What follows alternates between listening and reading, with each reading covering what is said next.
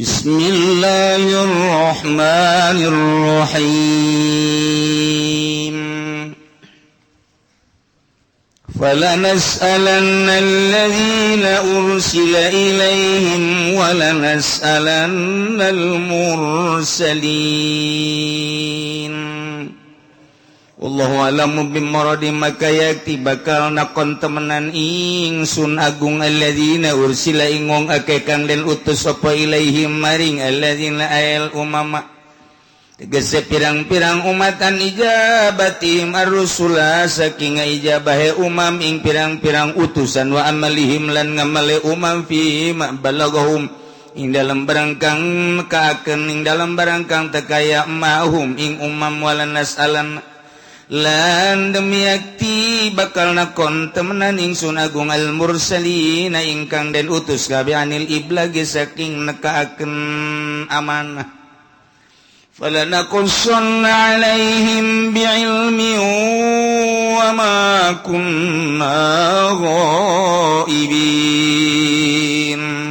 Wallahu a'lam bimaradi, maka yakti bakal nyaritakeun temenan ingsun alaihim ing atase mursalin biilmi lalatatap kalawan ilmu lanukhbirannahum tegese yakti bakal nyaritakeun temenan ingsun hum ing alladzina ursila lan mursalin an ilmin saking ilmu bima fa'alu kalawan barang kang migawe ya alladzina kabeh lan mursalin wing ma wa ma kunna lan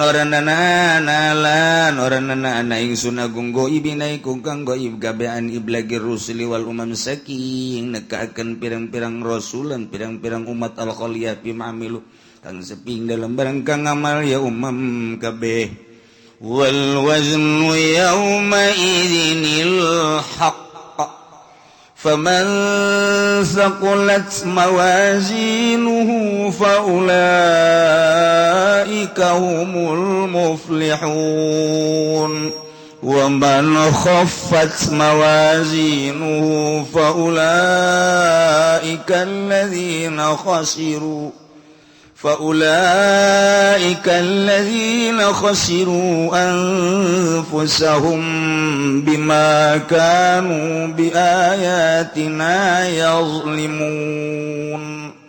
Wallahu a'lam bimaradi wal wazlan utawi timbangan lil amali kade pirang-pirang pagawean aul suhaib atau kade pirang-pirang bukune amal bimizanin kalawan timbangan lahu lisanun kang iku tetep kada mizan utawi jarum wa kafatani lan cecepeh roro kama warada kaya barang kang tumekaya ma fi hadis ini dalam hadis ka inun iku kang tetep yauma idzin dalam hari kalaika yaumil kiamah tegese yaumil kiamah tegese dina al yaum sa'sual tegese dalam dina pertakonan al mazkuri kang den tutur bahwa lan utaya yaumul su'al yaumul kiamati kudina kiamat al haqu kang haqq aladu tegese adil sifatul wajhi iku dadi sifat lapat wazni faman sakulat bakau utawi uswa kau utawi wong sakulat kang abot mawazinu apa pirang-pirang timbanganana yasiman bil hasanati kalawan sake amal becik faulaika iku maka utawi mangkono manhum taya ulaika iku al muflihuna kang bahagia kabeh al faizuna tegese kang bahagia kabeh wa man khafat lam tasabba maniku khafat kapan khafat lan utawi wong kang khafat enteng mawazinu apa pirang-pirang timbangan man bisayati kalawan sake kalaan faulaika iku maka utawi mangkono badal ladina khasiriku ngake kang pada tudaya ladina kabeh anpusaing pirang-pirang awake ladina bitasyiriha kalawan den dadekaken anpus ilan lari kemaring neraka bimakanu sebab barang kang anaya ulaika biayatina kalawan sakayat isu agung yadlimuna iku ngazalim ya ulaika kabeh jaduan tegese angas ya ulaika kabeh.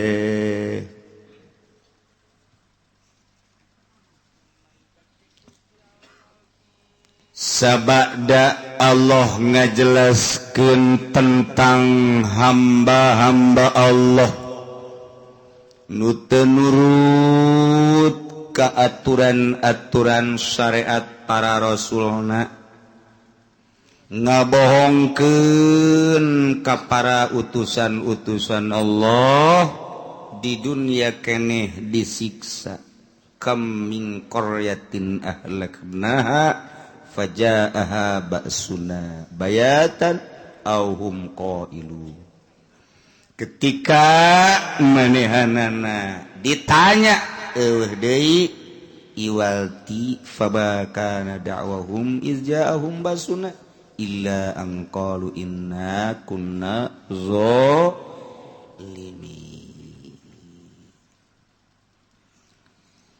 Setiap saat, setiap waktu anu ditangtukeun ku Gusti Allah, Allah nurunkeun rasul. Tuluy be kebutuhan-kebutuhan jang nyampikeun syariat, Allah nurunkeun rasul. Kangjeng Nabi Adam, Kangjeng Nabi Idris, Kangjeng Nabi Nuh, Kangjeng Nabi Hud, Daud, Ibrahim, tuluy Kangjeng Nabi Sulaiman, tuluy Kangjeng Nabi Yusuf, Kangjeng Nabi Musa, Kangjeng Nabi Isa alaihissalam, terakhir Kangjeng Nabi Muhammad sallallahu alaihi wasallam. Wah, 114 rasul. Turun-turun ke wajib dikajahokeun ku urang 25 rasul. Wajib jahot teh mah nu 25 masih ngade. Sing hade teh mah wajib nyaho tah beusi nu encan nyaho kuari geus kuisan ka jembut-jembut. Can nyaho rasul eta kudu dikanyahokeun kuari meuli loba lah kitab-kitab buku-bukuna di jalan ge di bus kota ge aya.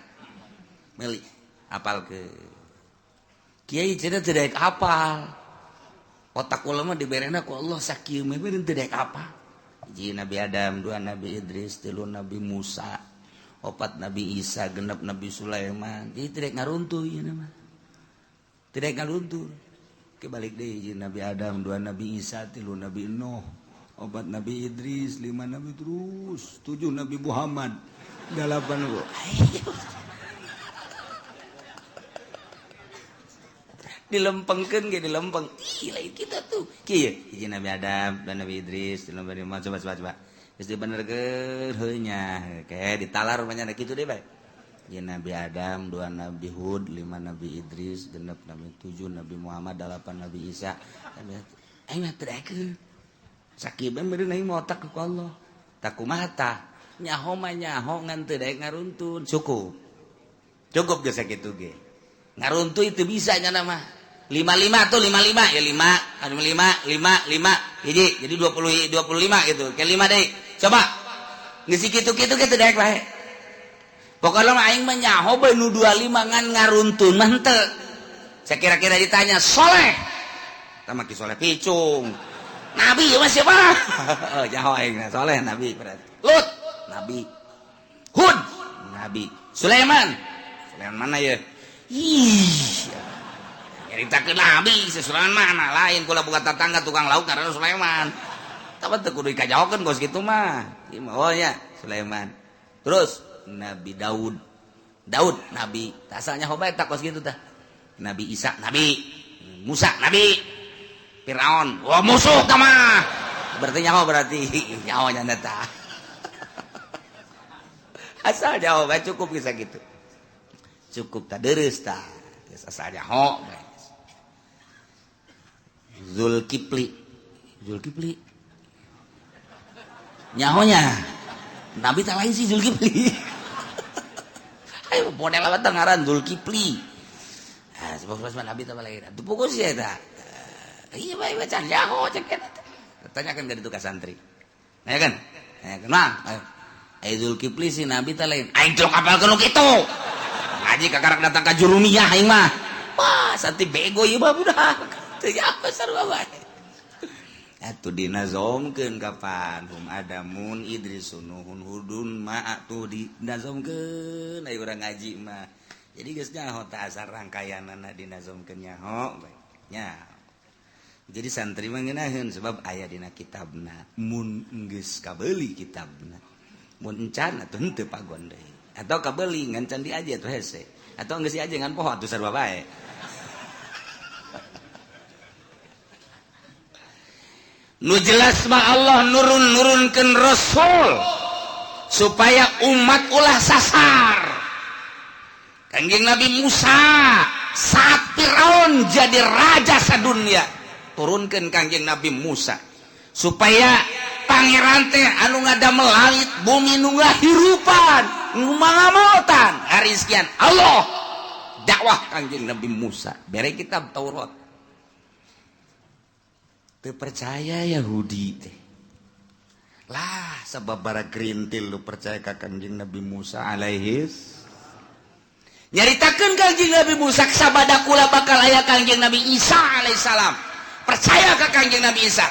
Ciri-ciri Kangjeng Nabi Isa dijelaskan dina kitab Taurat. Jol Kangjeng Nabi Isa hampir dibunuh Kangjeng Nabi Isa ku umat. Masya Allah kari. Injil kitabna di Injil dijelaskan. Engke bakal aya ngaran Nabi terakhir. Ismuhu Muhammad. Ngarana Kangjeng Nabi mah ciri-cirina ti mimiti pangambungna, cepilna, socana, bingirna, senaon gitu waosna. Kulitna kabeh gedeg pangadeg ka rambutna dan lain sebab bahasa-bahasana geus aya dina kitab Injil. Masyaallah yati mim ba'di ismu Ahmad. Dijelaskeun dina kitab Injil. Wajib iman ka dia. Jol Kangjeng Nabi. Abu Jahal teh tukang maca Injil. Abu Sufyan teh tukang maca Injil, Abu Lahab teh tokoh Mekah tukang maca Injil. Aya dina kitab Injilna nyana nyahoeun bahwa Muhammad teh asli teh aya dina Injilna kulantaran takaburnya teh iman ka Kangjeng Nabi. Dia kuari lamun urang ngadengikeun Barnabas tu asli. Berita ti Amerika kan sa gereja asup Islam kabeh. Aya seorang pastor maca Barnabas asli. Begitu dibaca kunyana ja asli apa Muhammad manabi Rasul imanlah pastor nyana dakwah ke umatna di gereja eta asup Islam sa gereja tangkap ke Amerika datang ke kuari can di keluarga amun maca nu asli urang kuari ka Yogyakarta jalan-jalan ke Universitas UGM didinya aya di perpustakaan Injil asli dikunci rapih tuh menang dibaca. Ketika orang hayang maca sababaraha orang Kristen hayang maca birokrasi na kudu ka dieu ayalah nu pernah dimenangkeun kitu ge dibeat hati-hati lembaran ini tidak boleh dibaca ditutup ku nyana dikancing trak lewat dibaca ku nyana Barnabas asli kulantaran panasaran nu dikancing teh dibuka ku nyana ternyata urayan titah iman ka Kangjeng Nabi. Matak teu meunang ku ari dibaca sembarangan. Di Maroko mahasiswa hayang sababaraha kali usul ka dosenna ketika dibere Barnabas asli teu meunang. Ieu mah ditutup tah nu ieu mah. Lembaran asli lantaran eta mah Injil asli. Ketika nyana panasaran dibuka ternyata nita iman ka mun imannya dakwahnya hampir dibunuh. Mun maca Injil nu asli ayalah perintah iman ka Kangjeng Nabi. Tapi tetap aja situ penyalahgunaan. Injil nu kuari berkeliaran matama Injil tahrif, robah. Perjanjian lama, perjanjian baru dirobah punyana. Tina perjanjian lama ke perjanjian baru dirobah nu lain kitu. Sabener nama. Tetap isi nama nuhankeun ka Allah, mangerankeun ka Allah, nganabikeun ka Kangjeng Nabi Isa. Lain pangeran Kangjeng Nabi Isa.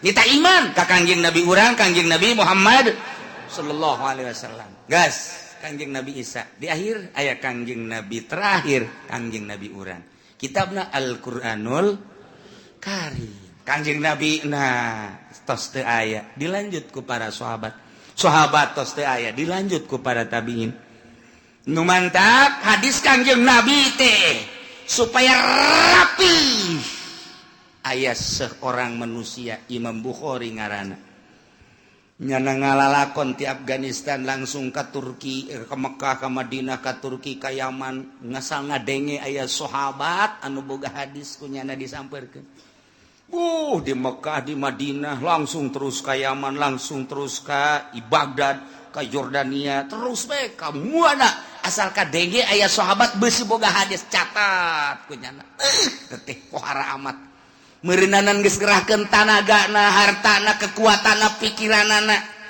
Zaman harita kan lain zaman kendaraan babari hese melalui kendaraan onta kuda paling ge gitu kene ti negara ka negara melalui laut kapal lagi tongkang masalah tapi keuletan Imam Bukhari terangkumlah sekian ribu hadis surtil kunyana rawi hadis kieu di sampingnya nyaritakeun hadis neangan hadis jelema nu nyaritakeun hadisna kunyana ditanya saha ngaran waktu ieu kumaha narima hadisna teh keur kumaha jeung kumaha loba nu akur hadis eta katarima ku ieu katarima ke saat mana nyaritakeunana Imam Bukhari luar biasa jang naon eta maksudna supaya jelas Imam Bukhari ieu ucapan Kangjeng Nabi anu sahih ieu ucapan Kangjeng Nabi anu dhaif ieu ucapan Kangjeng mantak aya bae mustalah hadis aya hadis mu'an'an aya hadis mu'dhal aya hadis sahih aya hadis dhaif aya hadis kitu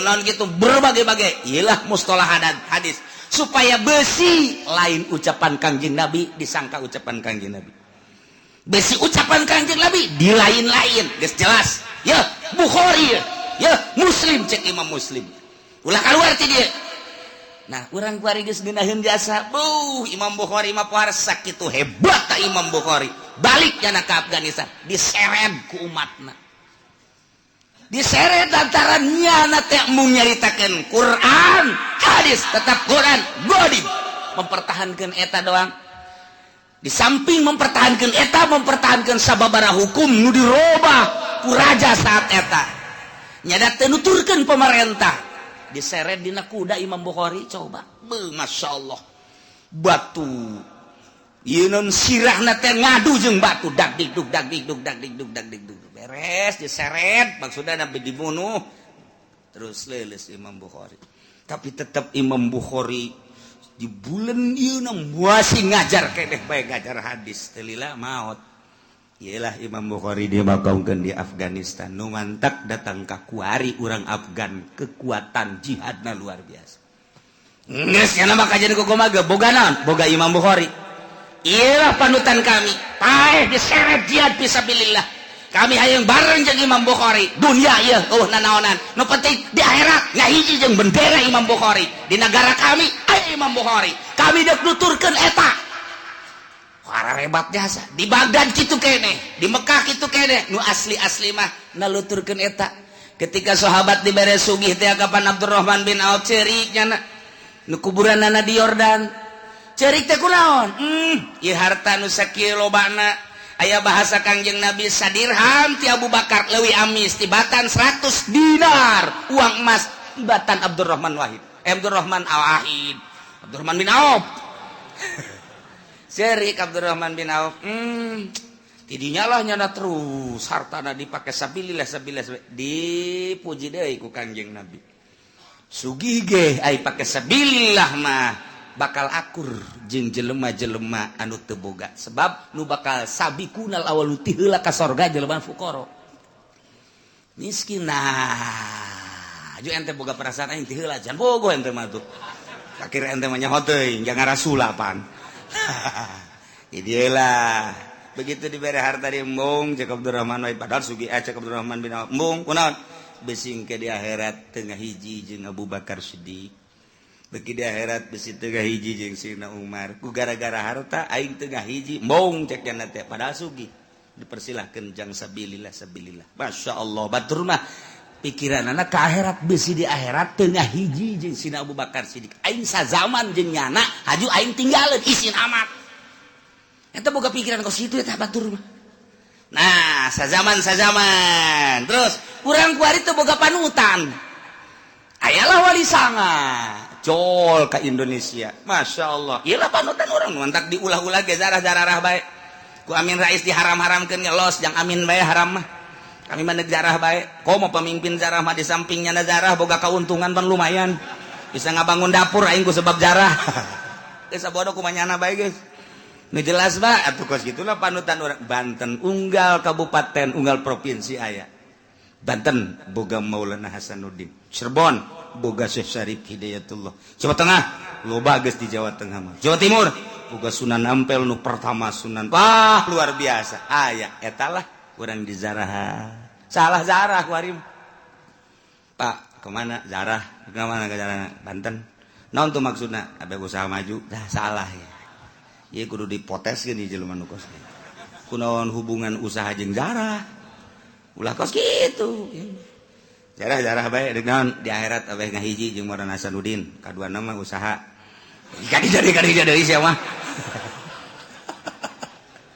atuh nu di dituna nu salah deui nu sok ngajarah-ngajarahkeunana bloon ayo coba bisi zarah saha nu boga maksud ka dieu daftar sabaraha daftarna ya 500.000 lah sakiana teh wah eta tanu salahna kos ulah kitu bejakeun ieu pejuang dakwah Islam di Indonesia jang di Banten ieu tanpa pamrihnya nama bila perlu caritakeun masa hirup manehna tak kudu nama kos kitu ulah boga maksudna naon nu penting engke di akhirat sabendera jeung nyana kan ngeunaheun geus eueuh zaman para aulia Allah kabelah dieuna zaman para ulama kuari zaman para kiai-kiai Golkar PDI kadinya terus PKB terus zaman kiai nu kos karar itu nah urang mah teu kabagian masa Kangjeng teu kabagian masa sahabat teu kabagian masa tabiin kabagianana urang masa SBY diganti wallahu alam Jokowi atawa Prabowo engke sagedeung deui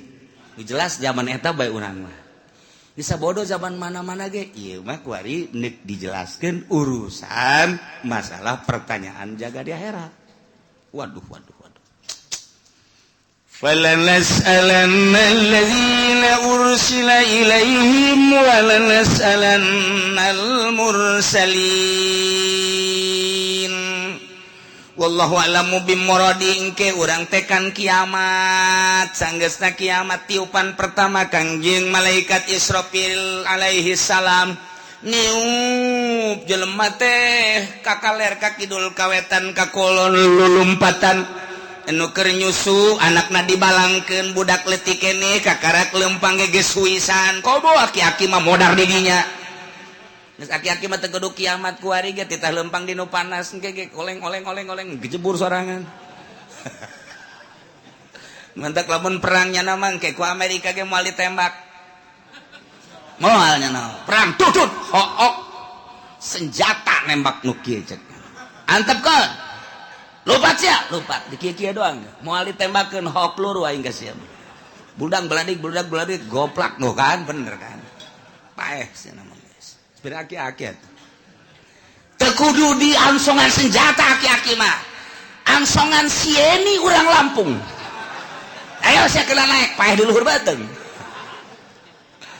nah ieu ke kiamat beres parae ganti bumi rata gunung Masya Allah mentak kurang lamun jaritakeun ente nyangka gunung teh bakal na angger horenganan tamur meresap gunung nuku urang kaciri teger watarol jibala ente neule gunung pajar ente mah gagah tegak luar biasa horenganan gunung teh lempang tamur meresap percis okos mega bae leumpang gunung ge engke bae leumpang tiup ku balikat sampai rat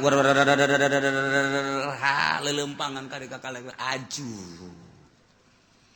wataral jibala qamidah disangka gunung teh teger kuat horenganan tamur marasahab leeh nana gunung sakitu tegerna leeh kok masih Juned ajur ganti rata laut gunung kobe wah geus diterjemahkeun ku Raden Oma Irama kiamat terjadinya ada jadi presiden Masya Allah gunung-gunung yang tinggi menjulang hari itu akan dimusnahkan wah pohara jasa Masya Allah lautan yang dalam sarua bae eta kos kitu jana beunang di Quran moal salah eta ya Allah ya Rabbi beres kabeh kuari hujan teng tiup roh ku malaikat Israfil saat merelentis kostoge cal roh ararasuk ngeguh jelema nu tadina sepi eueuh sasaha wabeh poe kullu man 'alaya fan wa yabqa wajhu rabbika dzul jalali wal kullu man 'alaya fan wabeh aya di bumi langit rusak modar kabeh wa yabqa wajhu rabbika dzul jalali wal ikram hanya Gusti Allah sorangan nang tangan Gusti Allah limanil mulkul yaum can jadi raja apa ieu raja Mesir raja Mekah raja Yaman raja Indonesia udang ngaku sia jadi raja udang Jokowi udang Prabowo udang cak Prabowo hirup kene mah can nyaho bawa jadi henteu itu bayar tuh geus coba Soekarno udah aya diudangkeun Pak Harto udah Gus Dur saya kan dilengserkan cek Gus Dur ya saya emang gak ada tanggung jawab bukan dilengserkan kalau saya lanjut baru saya tanggung jawab untung saya dilengserkan ya udah cek malaikat Israfil tenang Dur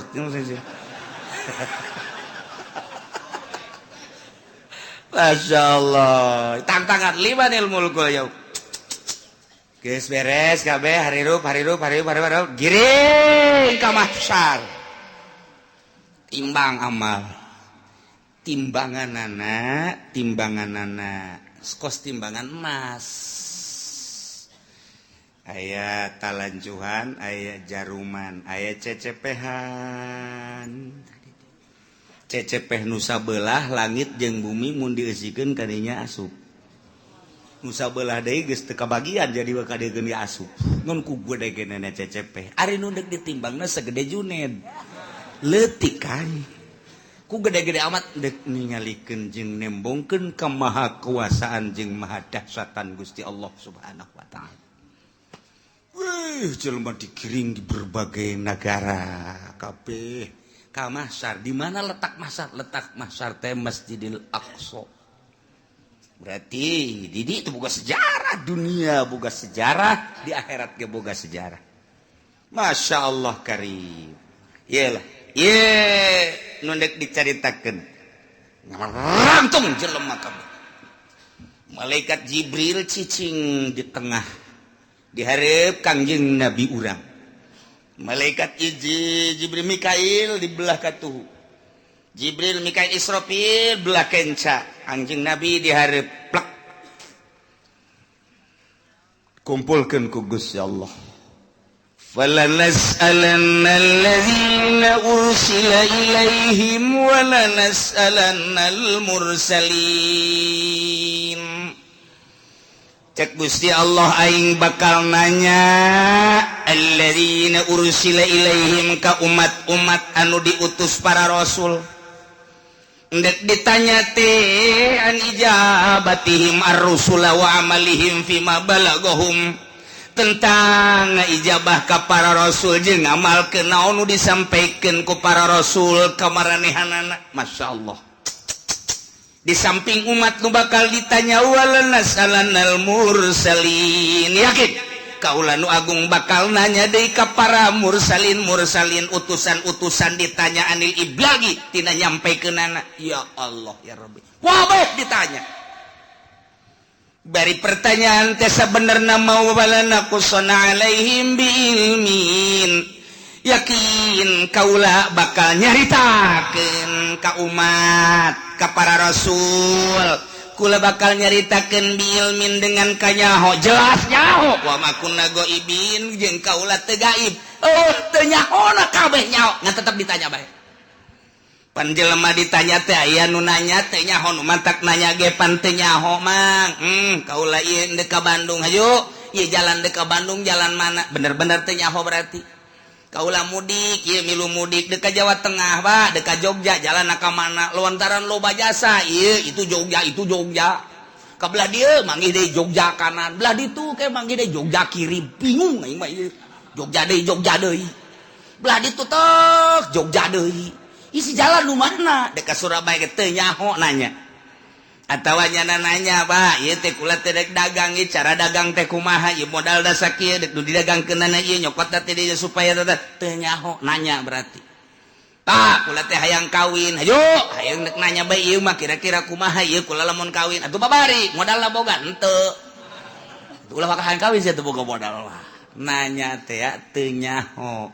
biasana nanya teu nyaho aya jelema nu nanya ngan aing mah sabenerna mah nyaho ngan nanya so teh aing mah ngetes bae sia teh nyahoeun tante padahal mah nyaho ieu kos ka budak tanya cek 2 2 sabaraha geus nyahoeun nu nanya nama ngan ieu dites 2 2 cak bapak tolol sia kudu ngabalikeun deui ka aing 2 2 sabaraha cak bapak wah budak blon nih budak mun cak bapak 4 kula 4 mun cak bapak 5 kula 5 aku bacak bapak bae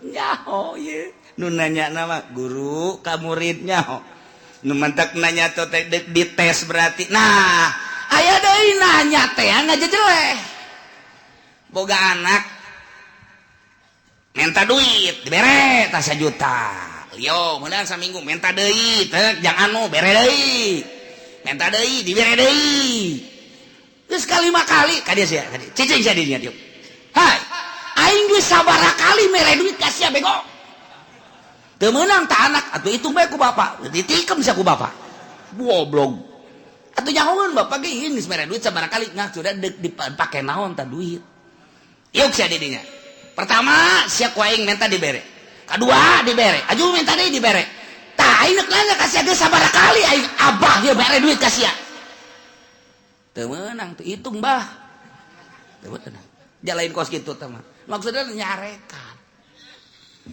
aing lain sakali mere duit ka sia tapi ku sia teu digunakeun eta duit tuh tolol-tolol teh si otak pasang atuh minta deui si mah gawena minta malulu nyarekanan tama nanya tapi nyarekan go bari bah yang mama boga duit ajo minta duit sebarit sia mantana mio sebarit tah mio sia dibanding mio tapi pake ku sianya nu bener tah beulikeun ku sia lamun kredit jeung cash lain deui bah hargana lamun kredit sabaraha barakara kredit ngomong sia lain sari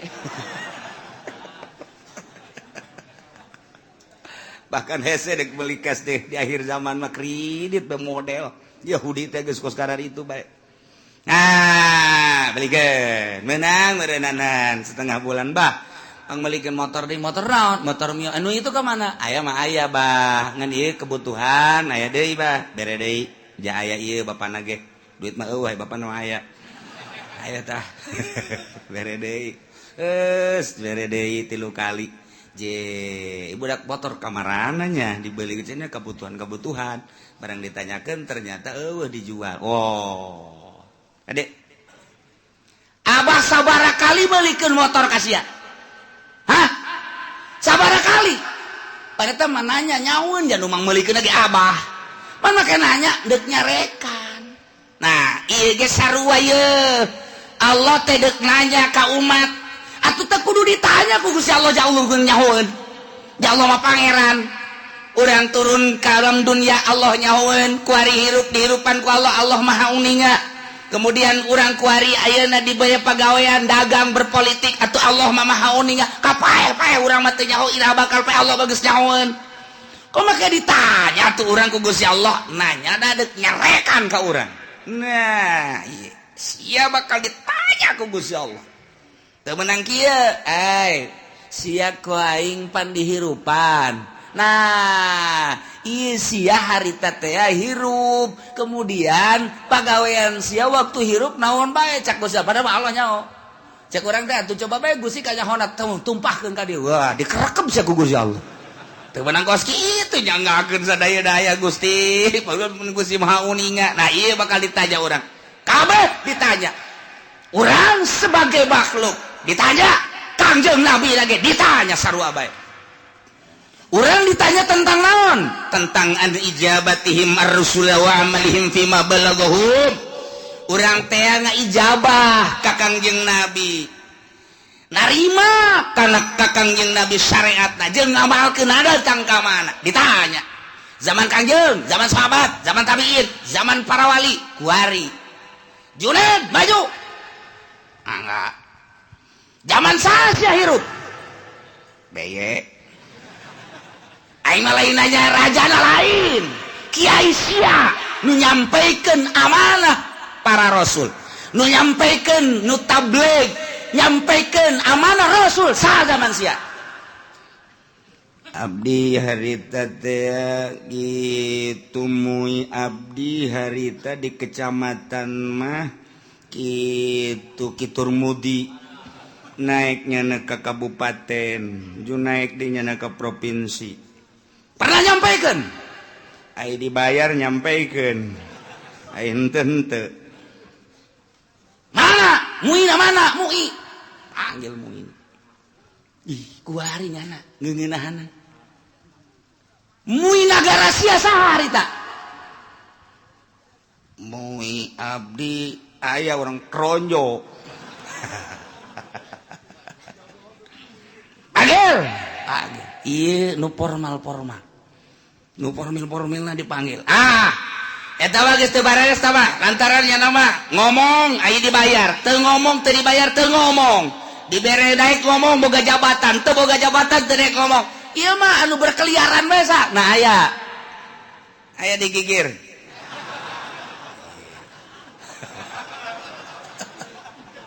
disebutan di Jakarta kiai anu di kampung kiai anu pernah nyampaikeun pernah cara nyampaikeun aku mah muludan bere duit eta lah lamun teu dibere duit ngaco ulah nu eta nu asli nu nyampaikeun nu asli saha ayo gerak budi bejakeun diangsongkeun ka hareup deui kumaha coba eta urang lamun geus dikitukeun kumaha eta dihareupeun Gusti Allah sia zaman ieu pernah nyampaikeun nyana bahwa nabi akhir zaman Kangjeng Nabi Muhammad pernah kemudian naon nu disampaikeun ku manehanana rukun wudu rukun salat dan syariat lah dain semua bener coba tanya kiaina ditanya deh siapa pernah nyampaikeun bener nyampaikeun lah iraha bae ai diondang muludan sok diberkatan aya mun teu diberkatan di buledan moal kadinya deui wah teu beres ya aduh masyaallah lah ieu bakal caritakeun secara global be umat bakal ditanya tentang narima syariat ti Kangjeng Nabi na nya atawa henteu aya apa henteu ditanya hai umat pernah henteu Muhammad nyampaikeun amanah ka anjeun tabligh risalah wah, jelema burr kabeh ngomong aya nu pernah, aya nu henteu. Ai Islam kabeh nyaritakeun pernah, kafir mah henteu, kan bela dirinya.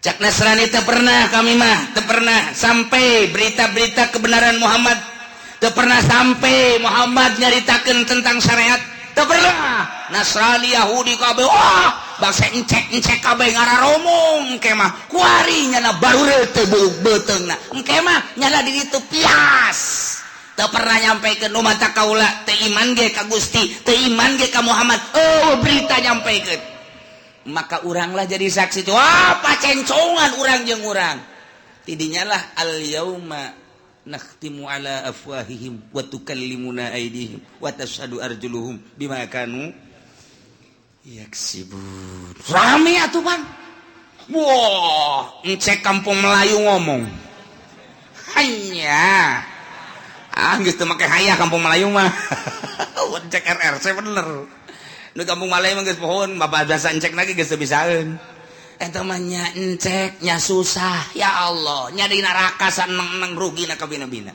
hehe wahara jasa ari tatangga nama nu Islam sanajan nyana ka neraka pan bakal dikaluarkeun tatangga si encek milu nyana digawe jeung encek tapi kan nyana lantaran aya imanan tetep dikaluarkeun untung kan nu ieu walalas alanna alladzina ursila ilaihim ditanya umat tentang nerima atawa henteuna ka para rasul jeung sanggeus nerima ngamalkeunana macem-macem ke rame wala nas'alannal mursalin para rasul ge ditanya Adam ditanya Idris ditanya Kangjeng Nabi Nuh ditanya Kangjeng Nabi Sulaiman Kangjeng Nabi Isa Kangjeng Nabi Musa Kangjeng Nabi urang ge ditanya nyampekeun apa henteu Masya Allah badahal mah Allah teh nyahun falanakusson alaihim bi'ilmin wa ma kunna ghaibin. Teu gaib nyaho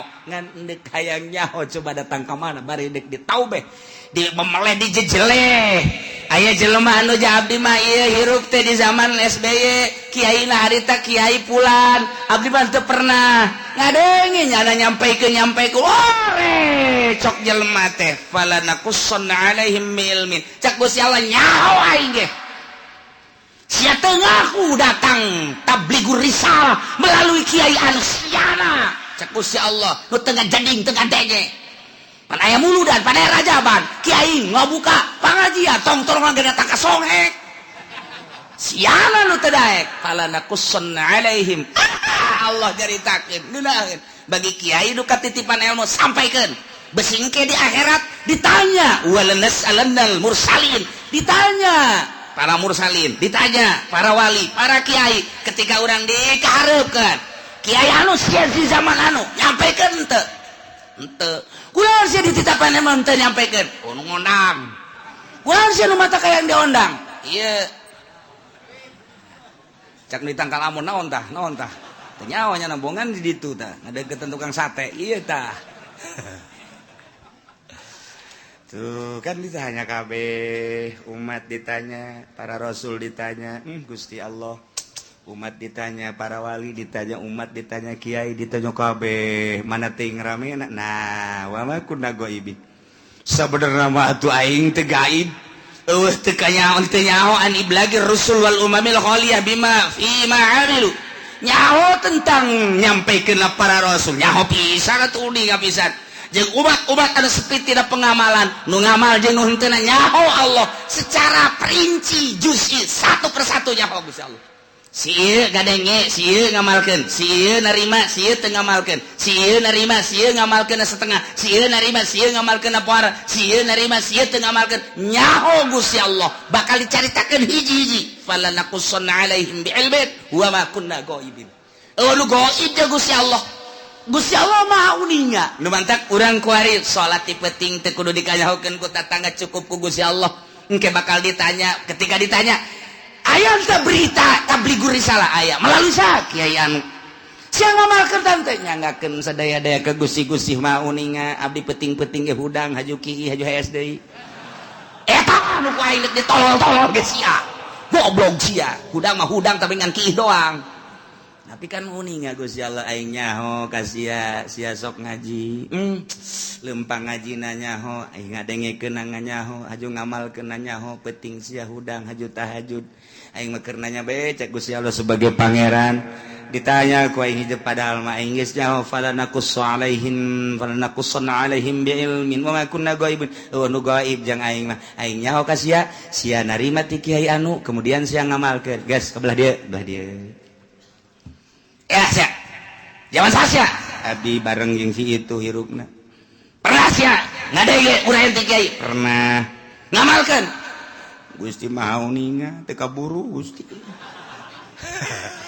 naon bae kasibukan sia abdi di pabrik Gusti mana babaturan sia anu di pabrik aya tuh itu sia ka di pabrik sia eta neangan duit jang kitu napakah pamajikan jeung keluarga sia sempet salat abdi mah minggu ngaji lamun teu keur gawe emang aya nu minggu gawe aya abdi mah ieu teh ai naon kitu ngaranna kesempatan salat mah salat tah bareng sapabrik sia pan sia mah salat sia henteu nyangageun Gusti deuk kuas wa ma kunna ghaibin nu gaib nek ngomong naon sia aya dalilna tah babaturan sia mah jadi pabrik ke sapabrik pala jeung sia malah sakontrakan sangarendeng sia mah ja salat sia nu henteu nah nu matak sapabrik aya bae tah nu dibere daek salat jang dalil engke di akhirat besinya ngomong bo Gusti bongan abdi mah dibere susah haju di pabrik teu kaburu salat Gusti neangan duit bae babaturan sia datangkeun ja susah sarua pas salat sia ka ditu atuh dek lompat ka mana sia ayo sia dalu mabakun la goibin waduh gaib jago sia mah dek nyarekan bae supaya kadenge ku ban sojen tinggal babaturan-babaturannya na waduh si itu dicarekan moal teh ge dicarekan Hidup lompat ke mana ya ini? Lompat ke mana? Nah, kabeh bakal ditanya. Fala naqussonna alaihim bi'ilmin wa ma kunna ghaimin. Tanya hiji-hiji. Bari Allah nyaho. Lu gaib ka Gusti Allah supaya jelas Allah teh pangeran. Dek ngajejeleh jelema ditanya ku Gusti Allah. Kunaon sia? Persiapkeun ti kuari jang engke ngajawab pertanyaan eta. Lain lalagaan ieu mah Al-Qur'anul Karim wal waznu yauma idzinil haqq ya Allah. Timbangan lil amali dipasang. Aliso li sohaikiha atawajang nimbang amal. Bimizanin lahu lisanun timbanganana aya jaruman. Wa kafatali aya 2 cangkok, 2 mangkok, 2 cecepeh. Kama warada fi hadis. Kanjeng Nabi geus ngajelaskeun ayat 3 hadis tu ngajelaskeun tentang sifatan mizan. Tentang pertanyaan-pertanyaan jaga. Maksudna naon? Timbanganana jelas, nu ditimbangna apa jelemana, apa amalna, apa bukuna. Eta lah Kanjeng Nabi nu ngajelaskeun. Aya nu jelas ngajelaskeun Kanjeng Nabi jelemana langsung diayakeun. Di hadis lain Kanjeng Nabi nyaritakeun jelemana mah tetep nangtung di itu, nu ditimbang adalah sohaib, buku-bukuna. Cek sakaol mah lain buku-bukuna amal bae diwujudkeun ku Gusti Allah. Amal bagus herang, bagus caang, amal goreng poek jore. Nu jelas mah deuk kumaha ge ima urangna wa ima bukuna wa ima amalna, pan nu jelas mah tetep bae ditimbang-timbang keneh. Iyalah ayatna wal waznu yauma idzin al haq. Timbangan nyata, timbangan nu bener yauma idzin harita bakal dipasangkeun. Jangan sing hade faman saqulat mawazinuhu faulaika humul muflihun. Sahaja lemah nu ditimbang berat amal hadena faulaika humul muflihun. Bahagia. Wa man khaffat jelema anu hampang mawazinuhu kahadeanana berat ku kagorenganana faulaika alladzina khasiru anfusahum. Jelema etalah anu ngarugikeun dirina waktu di dunia bohong teu daek beramal bitaswiriha ilan nar ku sebab dijonglokeun ka neraka. Bima kanu bi ayatina yazlimun ku sebab maranehanana ngazolimkeun teu percaya ka ayat-ayat Allah Subhanahu wa ta'ala. Nu ngantak urang mah alhamdulillahirabbil jauh masa urang ka Kangjeng Nabi tapi urang iman ka Kangjeng Nabi Muhammad sallallahu alaihi wasallam. Jauh jeung Kangjeng Nabi tapi urang ngalaksanakeun syariatna. Dibabaca ku urang sifat wajib di Kangjeng Nabi di para rasul teh 4. Urang diantarana kabeleteran kuari. Tah di dieulah bakal ditimbang saurang-saurang. Malaikat Jibril di dieu, Mikail di dieu, Israfil di dieu, Kangjeng Nabi di dieu. Cek sakaol Kangjeng Nabi ngajelaskeun timbangan hade nu gede jurusan sorga, timbangan nu goreng ieu neraka. Asal ditimbang let ka dieu ka kenca, belah dieu geus tinggal ngagejebur ka neraka. Asal ditimbang leketai ka belah dieu, geus sorga tinggal berangkat ka sorga bae. Ya Allah ya Rabbi. Kuari urang teh cek sakaol Kangjeng Nabi ngajelaskeun timbangan teh timbangan qada wal adli. Ieu timbangan teh timbangan papasten jeung keadilan. Nu mantap kuari urang timbang diri urang. Kuari kurang kudu timbang kajujuran jeung keadilan urang geus datang ka mana urang nuturkeun Kangjeng Nabi. Geus datang ka mana ngalaksanakeun syariat Kangjeng Nabi ketika ditimbang kurang bera rasa. Aing lamun ditimbang berat mana ieu?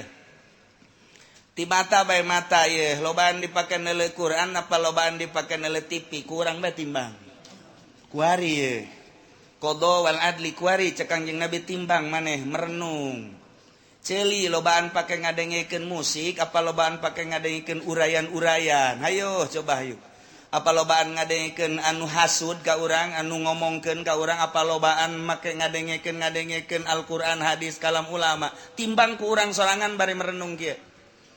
Urang timbang ku sorangan bae hayo geura. Leungeun lobaan pake nyekelan naon ieu leungeun. Hayo sia leungeun. Apa nu teas-teas apa nu hipu-hipu. Sia leungeun. Timbang ku sorangan urang komo nu geus kolot mah maningan ge beureum mah molotot pegahan engkos kol budaya we kieu. tinggal Nyi Haji na, "Hoi, mana eta mata kosong amat?" Teu kosong teu naon. Naon ngalang layung kitu. Teh tuh dirinya bae lah nah. Eta malotot kitu. Keur ngarenung ngaji tadi cak kiai aing ieu geus asa di akhirat bae. Meuh. Ya Haji teu percaya karena kuari bae. Kalau ngomong gitu atuh si Haji dik bener ku sia dikitu-kitu. Dekeran tuh, iya keur ngalamun aing di akhirat teh cek kiai ge timbang cenah amal. Hampura aing Haji, dia tuh lagi hampura tang geus rada deres sakitu mah. Kula deui meureun hampura sok nyerekan ka Pak Haji teh mah. Atuh hampura aing geus dihampura jasa. Mun aing kawin deui, tah. Pakarak dek bener ge.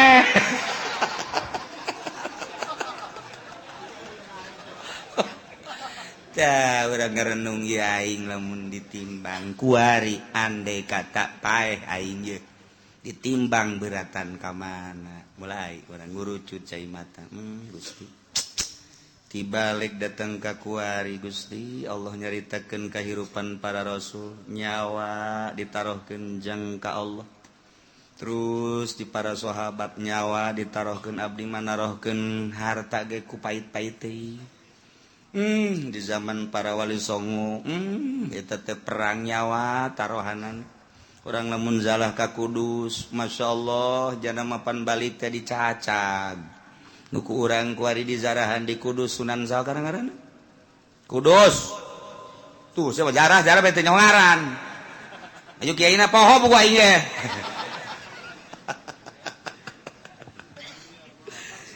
tuh eta pannya nama perang Sunan Kudus mah perang balik tepan dibawa teh tinggal nyawa balan cak sakawal bapan potong ieu na ge nu urang dizarahan eta saja persoa di Kudus teh Kudus masyaallah balik nyawa batur mah nyawa tarohanna pakali ilai kalimatillah renungkeun ku urang aing boro-boro nyawa duit ge ku pait-pait teuing ge aya masjid ge butuh ka keramik koop biasa bisa babara kali mah Haji, jamang Haji mah atuh jajan mah aya, atuh ieu keramik ieu, keramik. Nu sajen heula, kek kurang karak aing. Kurang karak aing, hayu heula nu sajen. Heulanan bisi teu bagian beramal nu sajen, eta ngomong hebat jasapan. Ayo urang babarengan heulanan nu sajen bae, geus beres gaji. Ieu mah jang geus beres keramik. Alhamdulillah tuh. Biasa gaji neraka tah mah. Kuduna ge nu sugih mah lain kitu. Haji, ieu keramikna kumaha ya? Saha anu ngesiap keramik batalkan yes Pak Haji duit loba di bank anak geus di ngaranan ari Pak Haji na aing mah teu boga duit sial teh Ki Haji tolol emang nu sugih mah kos kitu bloon batur bae dikesek-kesekeun tah hayang urang mah hayang ngadenge tuh geus kitu Mang anu sekian meter Mang anu sekian meter Mang anu sekian meter geus aya sabaraha eta aya 20-an mah bejakeun ka Mang anu lain teu butuh gitunya dia mah ku Pak Haji bae kabeh sapira 500 meter lah sabaraha kebon 500 meter geus tuh jual ke buat tetangga habak beres oh bener lah Ki Haji dasar pelit-pelit bae tah ngeunaheun urang ngadengena bejakeun geus dulu sadaya hampura ieu mah deuk ditarima bae nu 1 meter 2 meter ngan ke dialihkeun ka nu sejen sebab ieu keramik ditangkes ku Pak Haji anu oh maksudna abeh teu kesel deui cek jada teh aja ieu mah duitna aya naon teh alhamdulillah atuh nu kami mah geus kanaonkeun bae kan ngeunaheun teh mun aya di lembur nu kos itu ieu mah henteu Pak ayo heula ke kurang aing kurangna 1 meter eta nu dimaksud ku aing aduh ya udah sugih dur-dur pet nu kos kieu tah ilah wal waznu yauma idzinil haqq faulaika faman sakulat bawazna Kangjeng Nabi na di dieu maksudna naon eta Kangjeng Nabi di dinya cicing ya Allah ya Rabbi Kangjeng Nabi lain samaneh ketika ditimbang umat Kangjeng teh ti heula pan al awwalun al akhirun umat Kangjeng Nabi teh pang pandeurina diayakeun pangheulana ditimbangna Kangjeng Nabi di dinya sabelah Kangjeng Nabi cicing di cukang neraka jahanam Masya Allah lain lalagaan Kangjeng Nabi memang kumaha begitu ditimbang teh nu kadeu ku Kangjeng Nabi leket teh ka kenca Kangjeng Nabi nyekelan surat ulkoh ngaranna tek gegera dikerjakeun naon cak Jibril ulah ngomong berat antah tadina ka ditu kok jadi ka ditu salam surat leutik mah eusina la ilaha illallah muhammadur rasulullah eusina eta tah leutik jasa surat asal ketei ka ditu naon teh cak Jibril ulah ngomong lagi nu penting salamet bae sana senang jasa urang boga Kangjeng Nabi modal kitu senang mun aya presiden nu kos kitu mantap jasa tah ya Allah ya bahkan sinar sholawat maka deuleu begitu dek ditimbang tak timbang lakete kade maneh kadeuleu ku kaula cek Kangjeng Nabi ai Tuhan saha ma ahsanaka wajhaka wa ma ahsanaka khalqaka saha ieu kasep amat jeung bager amat ana nabiyuka Muhammad oh ku kaula kadeuleu maneh sok maca sholawat 11 ta salat saeutik jasa cek ya kaduhung aing 11 baheula isinya diomongkeun di hareupeun jelema cak batu deh 11 doang geus kajeun 11 ge lantaran saya istiqomah geus begitu ditimbang tek teundeunan sholawat ka dieu oh 11 bae kuat ka salamet tas salat 11 nyana nanya heula masana wajhaka kasep amat Tuhan saha jeung tita tadi tutulung bae ana nabiyuka Muhammadun oh pohara ieu kaciri ta nu sok baca sholawat mah ku Kangjeng Nabi kaciri sidar sholawat tah geus disalamet-salametkeun mantap kuari ulah-ulah cicingeun geus kolot poe Jumat geus jam 10 ka masjidna ieu teu bisa jam 9 mah teangan di dinya tihang jang nyalan deui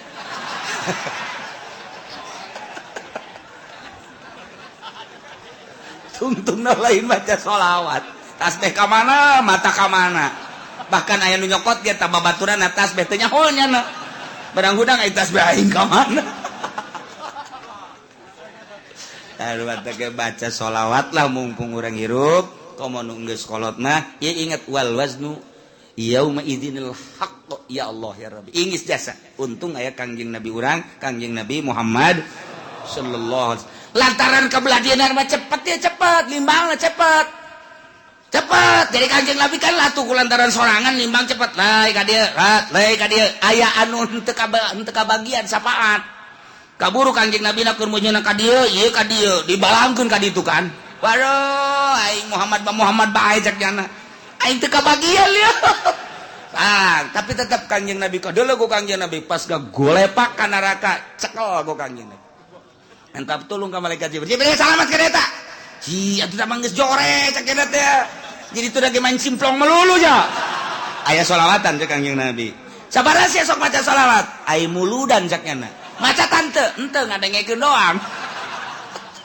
lumayan sakitu ge cek Kangjeng Nabi nya daek ngadengekeun assalamu alayka zainal anbiya ya assalamu alayka atqal atqiyai nu macana mah santri kan jeung kiai aya sia gula mah cenah ngatur-ngatur eta berkat cekna aju ngatur-ngatur diatur teu jang kula heula teh tetep salamet bae pan mah poar eta ngan eta teh ngaguling heula ka neraka tah mah tapi tetep kok ngajar rewel Jibril salametkeun masyaallah Kangjeng Nabi moal aya pang sibuk-sibukna ieu ketika wal wasdu yauma idzinil haq sibuk jasa Kangjeng Nabi geus manu ieu geus manu itu geus manu ieu nu itu geus ulah aya bae umat Kangjeng Nabi nu ngagolepak ka neraka pohara jasa pan mantak teh kuari usul ka Kangjeng Nabi beusi engke kalepasan teu kadeuleu teu karawel lanjut teu kalekep ka bapak tuh aduh pan geus kalekep apa teu kadeuleu ku Kangjeng Nabi umat aing geus beakeun kan Jibril beak geus aya wae nu teu kalekep bangonna mah aya pan kita tadi aing sakieu sibuk lah cek Kangjeng Nabi ka dieu eta lah aya bae coba tang ya tuh bener cabut Jibril cabut sih ti kalekep kunaon kredit cek eta teh lewat ketik wari urang lobakeun maca sholawat ka Kangjeng Nabi Muhammad sallallahu alaihi wasallam apalkeun ayat ieu mah ieu jang supaya urang merenung wal waznu ari timbangan yauma izin nalika dipertanyakeun umat jeung para nabi yakni yaumal qiyamah al haqu timbangan nu jelas nu hak nu nyata bakal dipasangkeun urang bakal ditimbang ima urangna langsung wa ima amalna wa imma bukuna nu bakal ditimbang nu jelas dek mamana ge pasti ditimbang renungkeun ku urang aing mun ditimbang beratan mana haju Kangjeng Nabi neuleuh tah henteu ka aing saat eta mun urang ditimbang bagus nikmat amat ketika urang ditimbang goreng haju Kangjeng Nabi neuleuh tetep ku Kangjeng Nabi diamankeun ieu nu rempan mah timbangan urang jore Kangjeng Nabi na teu neuleuh ka urang apa teh kalekep eta tak iya tak dikhawatirkan besi tika lekep doa Masya Allah mudah-mudahan kurang kabehan ke katingali ku Kangjeng Nabi urang disafaatan ku Kangjeng Nabi urang sehingga urang kabehan salamet di bawah bendera Kangjeng Nabi urang Kangjeng Nabi Muhammad sallallahu alaihi wasallam walaqad makanna wallahu a'lam. Ngajina hiji dua urang besi aya nu endek ka lapangan baris aya keneh waktu persilakeun besi deuk ka lapangan los make teu kudu make naon kitu ngaranna setelan anu akur teu kudu kuari bae mentes ngaji ka lapangan make samping kabehan baris teu kudu akur kanan kiri hese teh mah tuh kudu dilatih sedengkeun nu ngaji di dieu pan tilok latihan geus kuari mah ka lapangan bae ka ditu meuli baso